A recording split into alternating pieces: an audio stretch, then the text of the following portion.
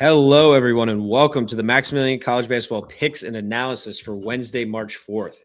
I'm your host, Max Hofmeyer, and I've got two matchups to go over for today.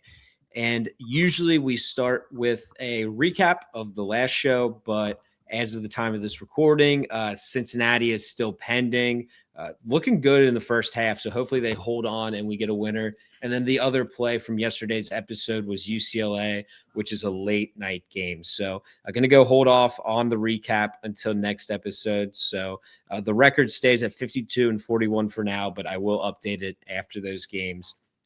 And make sure go ahead, like, subscribe if you've been tailing any of these plays during this nice little run. And check out my conference tournament previews. I've been posting those up on my channel. Did a good one today with Justin, our first guest of the conference preview. So it wasn't just me. You get an outside perspective as well. And did a nice little extended deep dive into the Missouri Valley and the MAAC. So go check that one out. I thought it went really well. And there's still time as well to check out the other conference tournaments because, even though they've started, it's just been kind of a couple games, a play-in game here in the Patriot and the Horizon, et cetera, and the one on our screen here, the ASUN. So still time to get in on those plays and the futures that I have. Those odds are still up on the board. So go ahead, check it out and see what you think if you're tailing or fading. But anyways, let's dive into the plays for today. First one, I've got the ASUN tournament, actually. We got a nice little 8 versus 9 seed here in the conference tournament.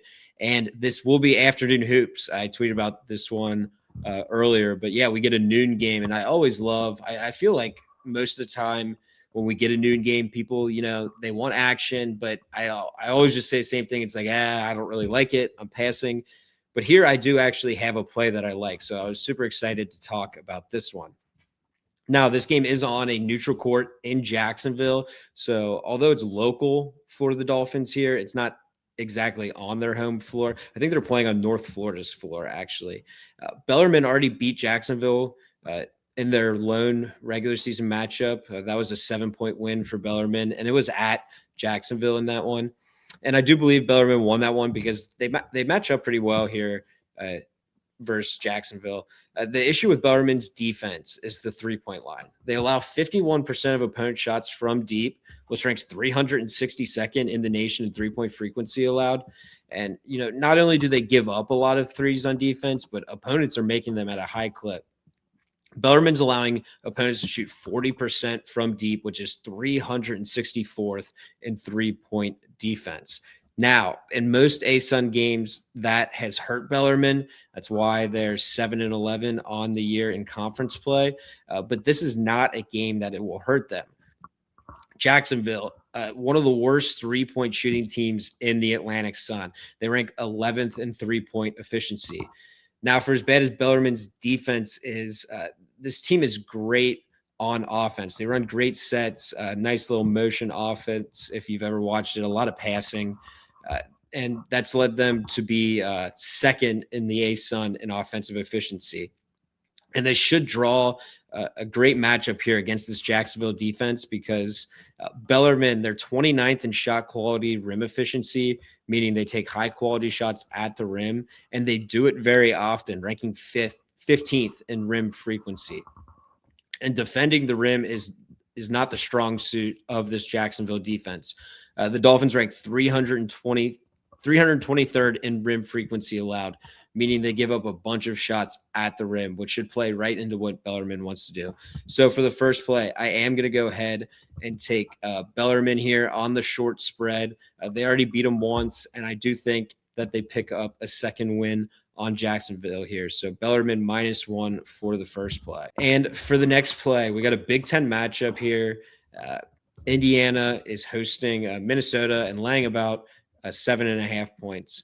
The Hoosiers have really struggled of late. They've dropped 4 straight games, but it is worth mentioning that 3 of those games were at Illinois, at Purdue, and versus Michigan State. So certainly a tough little stretch there for Indiana. Now, they have been a little unlucky Shot quality has expected Indiana to win those last 2 games that they did actually lose. So did get a little unlucky there.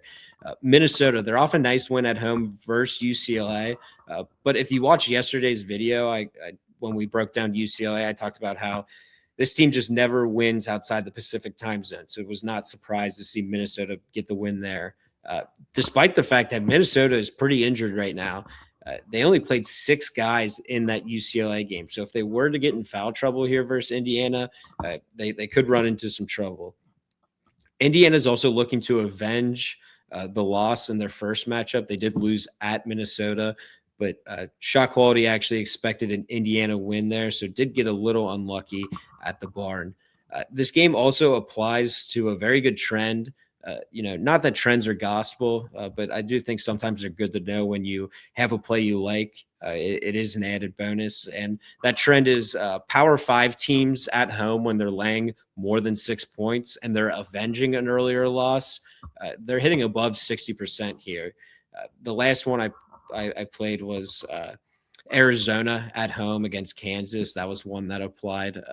Arizona lost at Kansas, tough place to play, but laid a big number at home and was able to blow them out in that one. So taking Indiana here for the final play at -7.5. I think they bounce back. I think they snapped that 4-game win streak or 4-game losing streak. And yeah, I just think they bounce back here. So I'm taking Indiana -7.5 for the final play. And that will do it for today's episode. Thanks so much for watching. Go ahead, like and subscribe so you don't miss any future episodes, and best of luck on these plays.